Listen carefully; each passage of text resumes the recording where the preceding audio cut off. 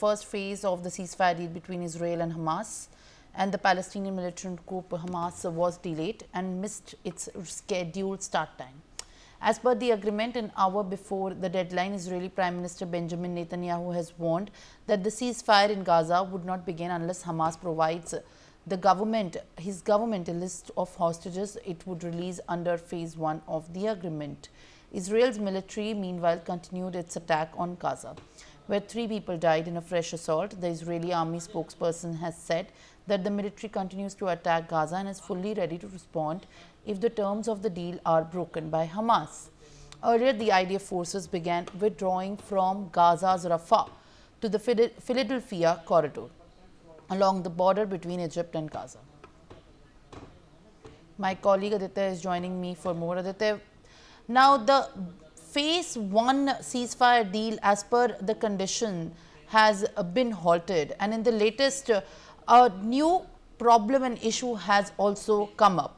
Detail the viewers on what exactly is the problem and what is going to happen next given the situation at this point of time. Situation is very complex at the moment because, this morning Israel's Prime Minister Benjamin Netanyahu has made it clear that, as far as the details of all the hostages are not shared by Hamas, they won't be going ahead with the ceasefire. Earlier what has happened, they had approved the ceasefire deal, but there are certain plugs, there are certain holes that need to be plugged by the Hamas side because, so far they haven't been very transparent as far as the Israeli hostages are concerned.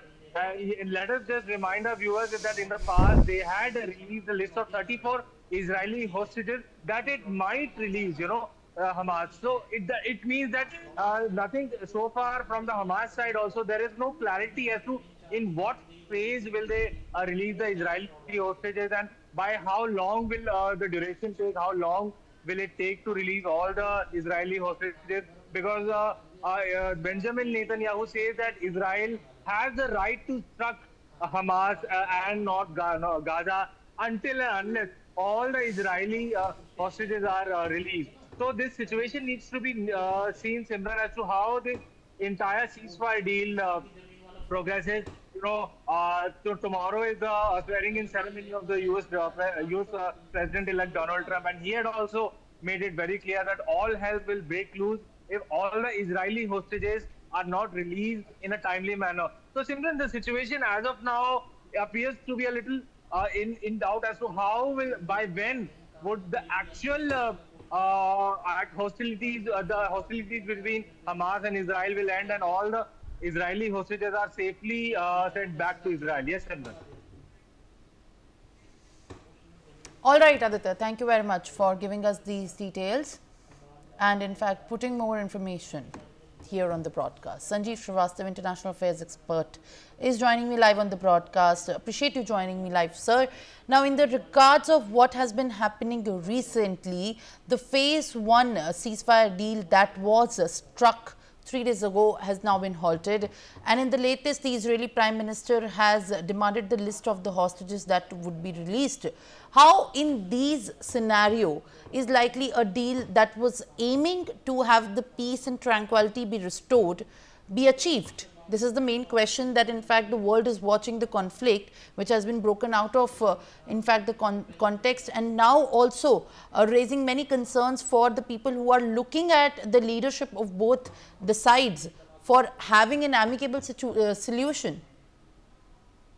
Well, Simran, I think at this point of time, this deal, compliance of this deal is delayed, if not halted. And let's hope that Hamas follows through whatever they have committed for this deal. And but one thing is very clear, that if Hamas breaches the terms of the deal, and if they do something which is not in compliance with this deal, then Israel will have its right to take actions accordingly. And that's precisely what Benjamin Netanyahu has said when he addressed his nation yesterday. And obviously, Israel has the right to respond to any such situation. where this entire deal is threatened, and Israeli security and hostages security come under threat. So Israel will respond to in those situations. But still, though it is delayed, but let's hope that Hamas follows it. And in my assessment, Simran, I would like to say very clearly that Hamas has no other option but to follow this deal. Because if they breach the deal, if they do not follow it, if they deceive Israel, then I think they will face very severe consequences. And whatever the structures they are still holding, all those will be totally decimated. Because if you look at the statement of the upcoming US President Donald Trump, he had given a very clear warning to Hamas that Hamas should and must release all the Israeli hostages in time. Otherwise, they will pay like a hell, and they will have very serious consequences. And tomorrow, he is going to take over.